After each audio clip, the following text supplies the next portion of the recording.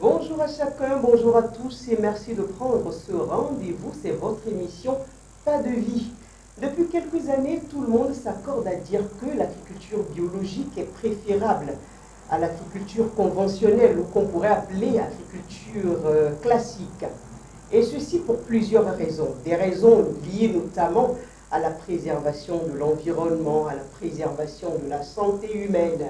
Alors, qu'en dit-on réellement de ce sujet? Pour le décortiquer, nous avons sur ce plateau quelqu'un qui s'y connaît très bien. Il s'agit du docteur Arsène Doussan.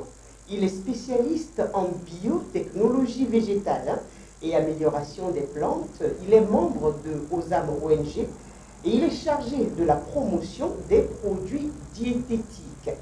Docteur, bonjour. Bonjour, madame la journaliste. Et merci d'être là. C'est à moi de vous remercier. Oui. Et alors, quand on parle de l'agriculture, ça nous renvoie à quoi? De quoi s'agit-il? C'est vrai qu'on en entend parler tout le temps, mais venant d'un spécialiste, on aimerait avoir des éléments de réponse. Merci beaucoup, madame la journaliste. Pour être assez simple, je dirais simplement que quand on parle de l'agriculture, Oui. c'est la production des aliments. Les céréales, les légumes, la viande, les poissons. La viande aussi? Tout à fait. Alors là, on Ça fait partie de l'agriculture. D'accord, allez-y. Donc, la production des aliments que nous consommons et cette production qui se fait dans un milieu naturel. Ce milieu peut être le milieu terrestre, comme ça peut être le milieu aquatique. Donc, pour être plus simple, l'agriculture assure l'alimentation humaine. Mais en dehors de l'alimentation humaine, cette agriculture également assure l'alimentation du bétail et la production de la matière première qui est utilisée par l'agro-industrie, par l'industrie textile, par également l'industrie pharmaceutique.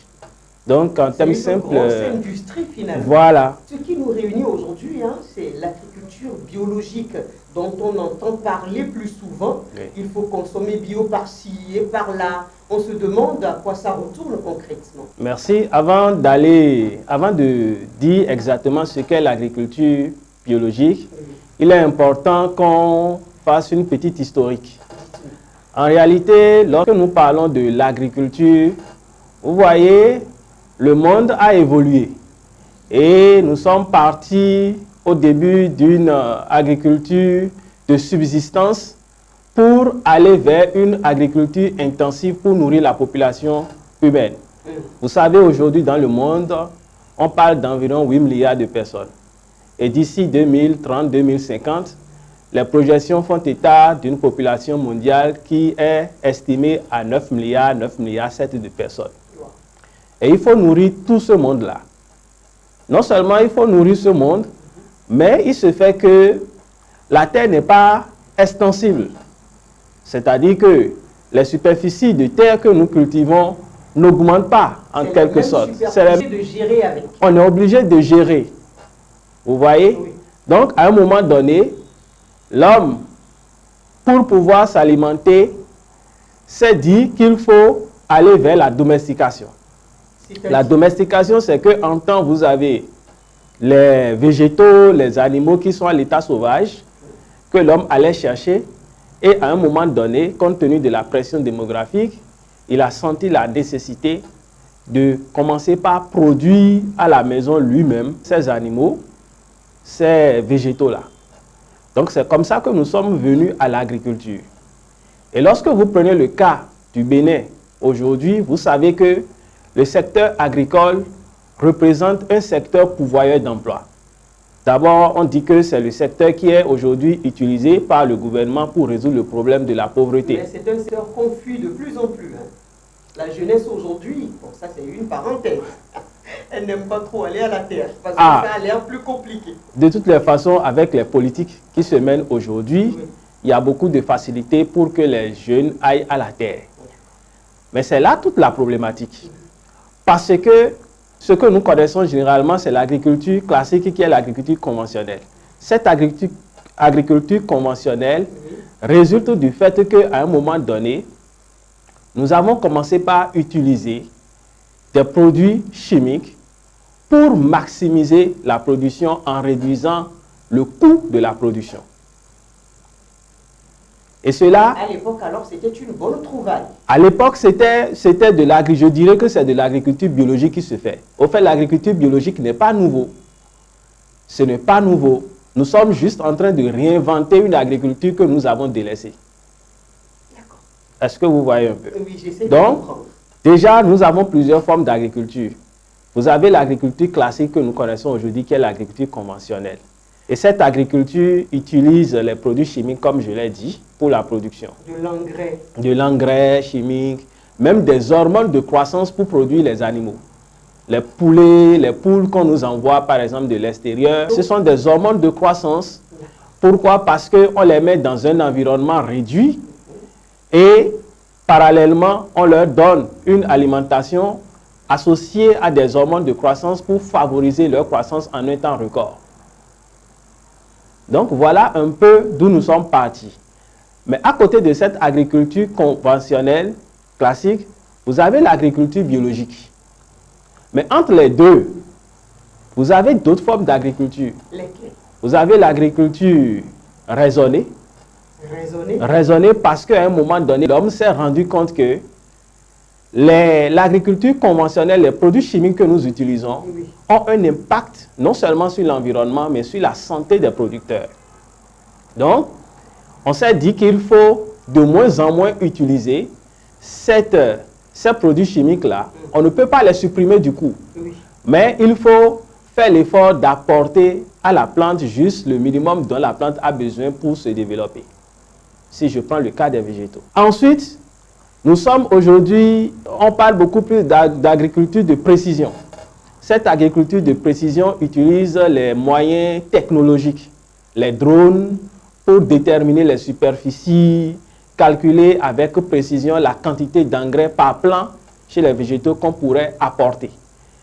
Tout ceci pour réduire la quantité d'engrais chimiques, de pesticides que nous utilisons. Et quand nous prenons ces différentes formes d'agriculture que je viens d'énumérer, vous avez également, depuis quelques années, une autre forme d'agriculture qui est très développée dans les pays européens, qui est en train de s'exporter actuellement chez nous, c'est l'agriculture hydroponique. Surtout chez les végétaux, c'est ce que nous voyons, on parle de culture hors sol. Les cultures qui se font sur les dalles. Donc, c'est une culture qui utilise un milieu qui n'est pas le sol, un milieu inerte. A priori adapté en fait. Adapté. Mais on essaye d'adapter aux circonstances. Voilà, donc on utilise un élément neutre dans lequel on met les éléments, les substances dont les végétaux ont besoin pour se développer. Voilà un peu les différentes formes d'agriculture que nous avons.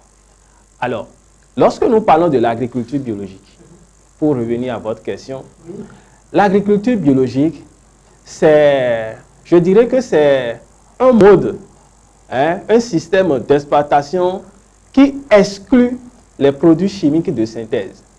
Les produits chimiques, je dirais avec un peu de pincette, il y a quelques dérogations. Mais lorsqu'on parle d'agriculture biologique, en termes simples, c'est une agriculture qui se fait sans produits chimiques ou produits de synthèse. Autrement dit, c'est une agriculture qui utilise exclusivement les produits naturels. Par exemple, lorsque nous prenons les déjections animales, ces déjections animales, les débris végétaux, les feuilles mortes sont utilisés pour fabriquer le compost. Et ce compost-là est donné aux plantes pour se développer.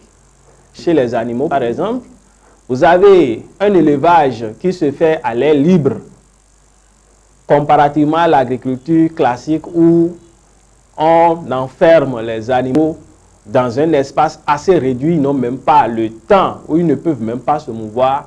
Ici, l'agriculture biologique leur donne plus d'espace. Voilà. Donc, c'est une agriculture qui est beaucoup plus proche de la nature et qui se veut respectueuse, voilà, de la nature. Voilà. Donc, lorsque nous parlons des spécificités de cette agriculture, comme je l'ai dit tout à l'heure, c'est une agriculture qui est proche de la nature, mais comme spécificité, cela permet de réduire, je dirais réduire, les différentes formes de pollution que nous connaissons. La pollution de l'air, la pollution de l'eau et des sols surtout, parce que lorsqu'on utilise les produits chimiques, ces produits, tout n'est pas prélevé par la plante. Donc, il peut arriver que ces produits-là se retrouvent dans le sol, seront transportés par l'eau de pluie, iront s'infiltrer dans la nappe phréatique et polluer l'eau que nous utilisons. Voilà un peu les spécificités. C'est une problématique de la santé qui se présente à la. Voilà. Donc l'agriculture biologique est beaucoup plus dans la prévention. C'est beaucoup plus dans la prévention que dans les traitements curatifs. Voilà ce que nous pouvons dire par rapport à l'agriculture biologique en termes simples. Et au Bénin, où en sommes-nous par rapport à cette agriculture-là que nous prenons plus aujourd'hui?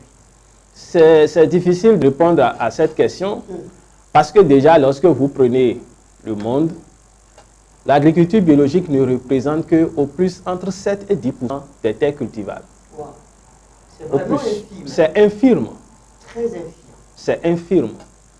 Et le Bénin n'échappe pas à cette réalité. Au Bénin, pour pouvoir produire les politiques gouvernementales, par exemple, ont mis en place un certain nombre de structures où le producteur va acheter des engrais de synthèse en fonction des besoins de la plante et des besoins, bien sûr, bon, je ne parlerai pas d'engrais, mais je parlerai de provendre pour nourrir les animaux et autres. Donc, aujourd'hui, le problème qui se pose chez nous au Bénin, c'est que déjà nous avons la plupart de nos sols qui ne sont pas des sols assez fertiles. 70% de nos sols sont des sols, je dirais, ferralitiques, c'est-à-dire riches en fer ou ferrugineux. Et ces sols-là n'ont pas une consistance en matière organique assez conséquente pour assurer la nutrition. Et là, on a un petit problème. Voilà. Ce qui fait que si nous devons produire sur ces sols, notre agriculture ne sera pas compétitive. Raison pour laquelle nous sommes allés vers une agriculture intensive, je dirais agriculture conventionnelle. Est-ce qu'il faut opter pour une agriculture compétitive ou une agriculture de qualité? Il faut trouver le juste milieu. D'accord. Il faut trouver le juste milieu parce que lorsque nous allons revenir sur peut-être les limites de l'agriculture biologique, on va se rendre compte que l'agriculture aujourd'hui est liée à l'économie. L'agriculture est liée à l'économie. Et lorsqu'on parle d'agriculture, aujourd'hui, il faut être compétitif.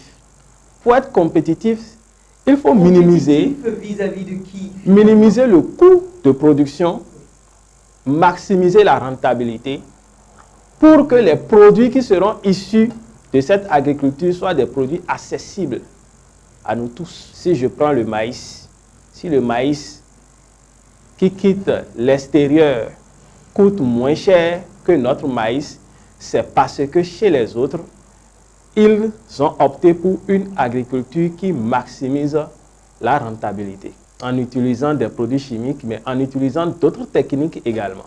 Donc, aujourd'hui, nous sommes conscients de plus en plus qu'il faut aller vers une transition. Et on parle progressivement d'agriculture biologique qui commence par rentrer dans nos pratiques. Mais c'est une agriculture qu'on observe généralement chez de petits producteurs. Pour des gens qui ont une grande exploitation, c'est difficile. De tenir avec le sol que nous avons. C'est difficile parce que l'agriculture biologique, comme on le verra plus tard, utilise beaucoup de ressources, beaucoup de moyens, beaucoup de main-d'œuvre. Et aujourd'hui, la main-d'œuvre se fait rare au Bénin. Donc, l'agriculture conventionnelle permet de régler un certain nombre de problèmes, mais il en crée également. Et aujourd'hui, progressivement, nous tendons vers l'agriculture biologique, même si ce n'est pas encore ça. Voilà. C'est vrai que ça se développe et de plus en plus on en entend parler, l'agriculture biologique. Il faut faire la promotion et il y a des fermes, vous allez entendre dire ici c'est 100% bio. Oui. Et il y a des produits 100% bio, c'est vrai qu'ils sont plus chers que les autres, mais il y a une certaine population qui va vers cette agriculture-là. Et docteur, pourquoi réellement y aller? Je veux parler des bienfaits en fait. Pourquoi se diriger vers cette agriculture-là? malgré tout ce que ça coûte? Alors, l'agriculture biologique, qu'on le veuille ou pas, tend de plus en plus à s'imposer. Cela est lié à plusieurs facteurs. Oui. Déjà, nous allons prendre la santé. Prenons la santé des producteurs. Nos producteurs en Afrique en général et au Bénin en particulier Oui. n'utilisent pas correctement les engrais et les pesticides. C'est-à-dire qu'ils font soit du surdosage, ils en utilisent plus qu'il n'en faut. Parce qu'il faut vite voir grandir tout ce qu'on Voilà. a planté. Ensuite, ils n'ont pas techniquement les outils pour apprécier quelle quantité d'engrais il faut apporter au sol. Parce que d'un endroit à un autre, la structure du sol n'est pas la même. Et il faut connaître ce qui est dans le sol pour savoir ce qu'il faut lui porter de plus. Ce que nous ne faisons pas généralement chez nous. Et par conséquent, on utilise plus qu'il n'en faut. Quand je vais donner un exemple de produit que tout le monde connaît, Oui. le glyphosate. Quand je prends par exemple ce produit, certainement vous avez entendu parler de la polémique qu'il y a eu autour de ce produit-là par rapport à son effet sur la santé.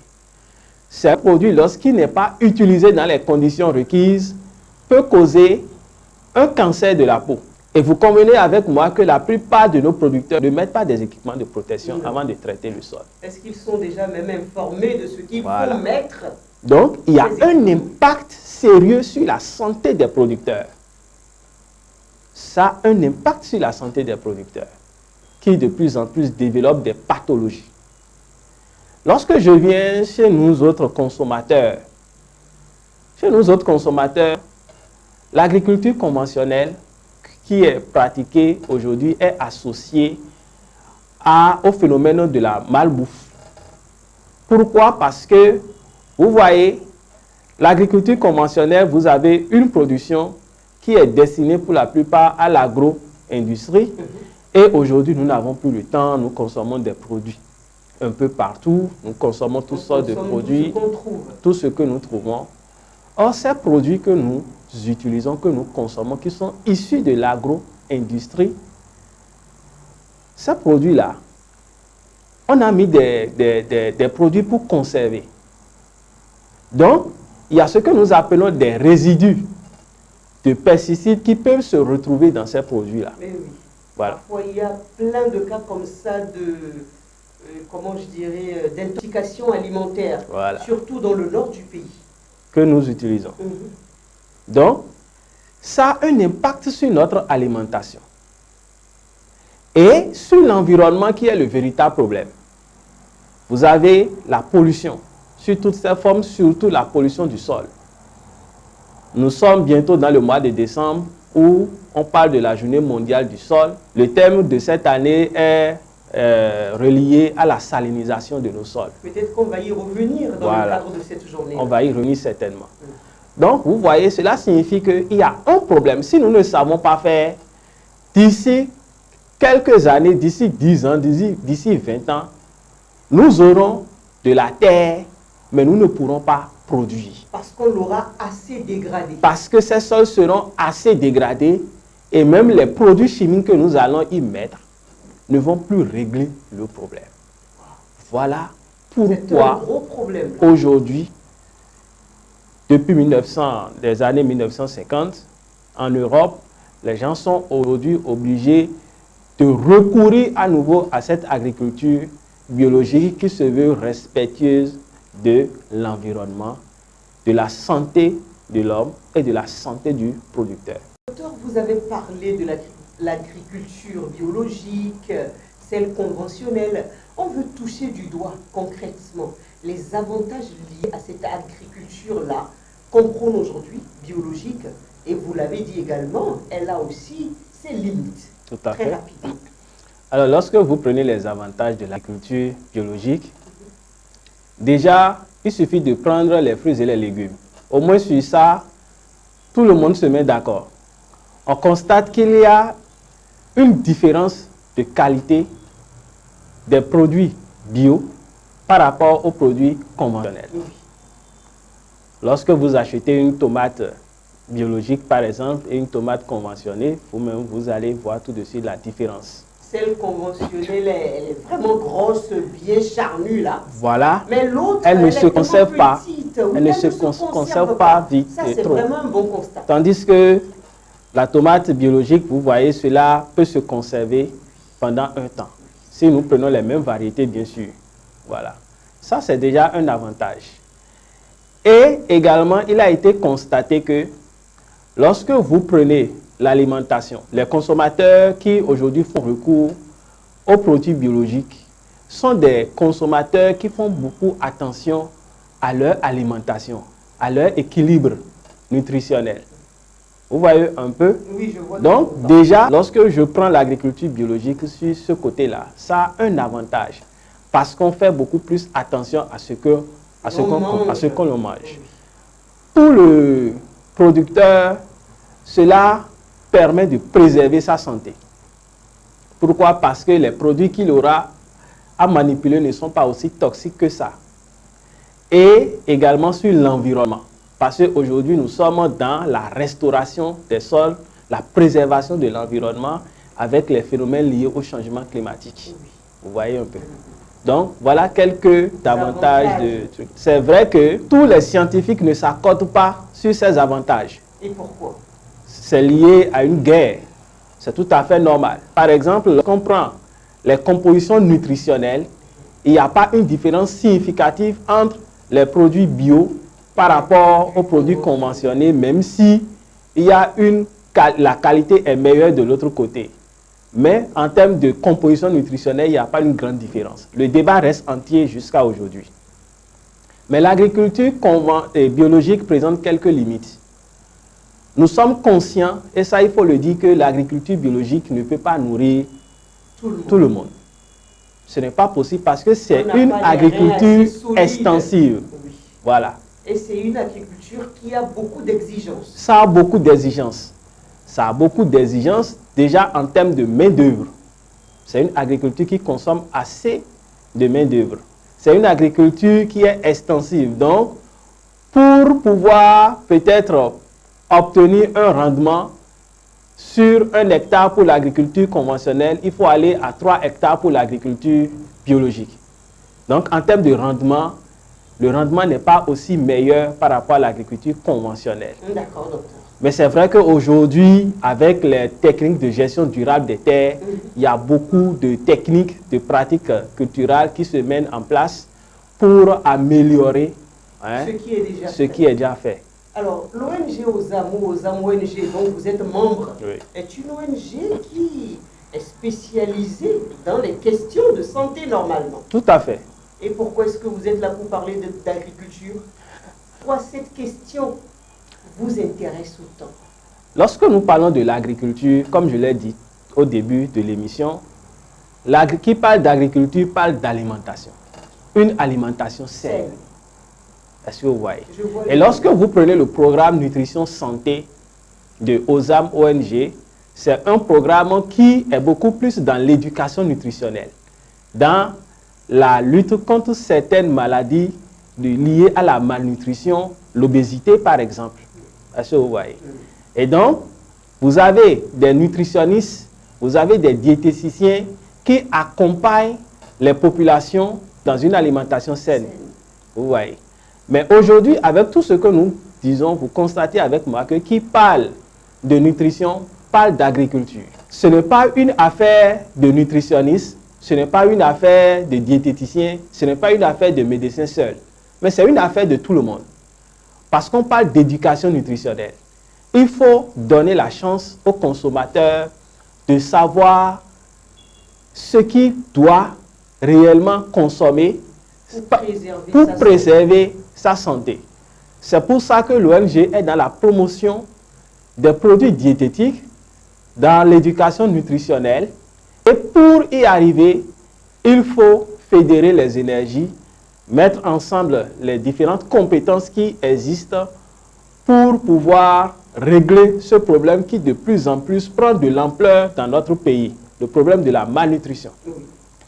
Donc, notre présence au sein de OSAM ONG se justifie par le fait que l'alimentation provient de l'agriculture. Et il faut pouvoir identifier dans notre contexte les aliments qu'il faut pour pouvoir donner la chance aux consommateurs, d'accord, d'avoir la chance d'être en bonne santé. Donc voilà un peu notre présence au sein de OSAM ONG. Et vous faites déjà ce travail. Est-ce que vous avez touché du doigt de façon palpable les résultats de ce que vous êtes en train de faire? Tout à fait, tout à fait. Déjà, nous n'avons pas eu assez de temps pour échanger par rapport à la thématique, mais j'y reviendrai. Ce qui est sûr. Parce qu'il faut dire que quand on parle de produits bio, tout ce qui est bio n'est pas forcément sain. Alors là, ça devient compliqué. Voilà. Tout ce qui est bio n'est pas forcément sain. Ce n'est pas parce que c'est un produit biologique, c'est un aliment issu de l'agriculture biologique qu'il est plus sain que l'autre issu de l'agriculture conventionnelle. Donc, il y a ces nuances-là qu'il faut faire. Je suis embrouillé et pour ça, vous allez forcément revenir. Voilà, tout à fait. Merci, docteur. Merci. Merci beaucoup. Donc, il faut consommer bio, il faut consommer sain. Que faut-il faire pour savoir ce qui est sain ou pas? Nous allons recevoir à nouveau le même docteur sur ce plateau, pas de vie, pour en parler. Vous avez compris, nous sommes à la fin de cette émission. Le temps est fini. Nous allons donc descendre du plateau. Docteur Arsène Douceau, spécialiste en biotechnologie végétale et amélioration des plantes, c'est un membre de OSAM ONG. Il est chargé à ce niveau de la promotion des produits diététiques. Merci à vous d'avoir été des nôtres. On se dit à très vite.